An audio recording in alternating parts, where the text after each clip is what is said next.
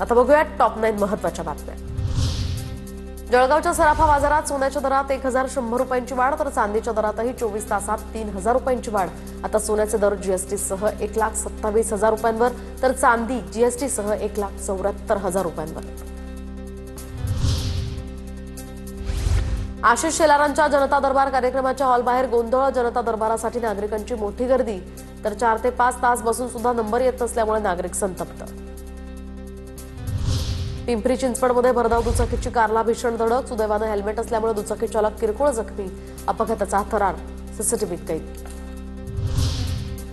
शाळांमध्ये तिसऱ्या भाषेची सक्ती नकोच, भाषा आणि शिक्षण तज्ज्ञांचा सरकारला सल्ला, जनतेची मतं जाणून घेण्यासाठीच्या प्रश्नावलीची गरज काय, भाषा तज्ज्ञांकडून प्रश्न उपस्थित।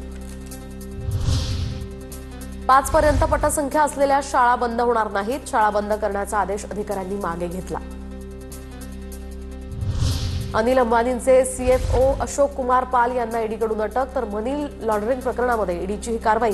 काही दिवसांपूर्वी ईडीनं अनिल अंबानींची चौकशी केली होती। नागपुरात आज 5व्या दिवशी सुद्धा आयटीचं धाडसत्र, गो गॅसचे व्यवस्थापकीय संचालक नितीन खारा यांच्या कार्यालयावर छापा, नितीन खारा यांच्यावर वर्षभरातली झालेली ही तिसरी मोठी कारवाई।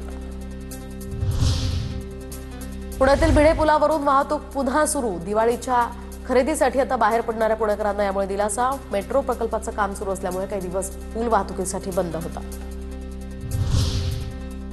विधानमंडळात दिलेली कोणतीही आश्वासनं 90 दिवसांच्या आत पूर्ण करणं बंधनकारक, राज्य सरकारच्या प्रत्येक विभागामध्ये सचिवांच्या अध्यक्षतेखाली एक आढावा समिती नेमली जाणार, संसदीय कार्य विभागानं परिपत्रक काढलं।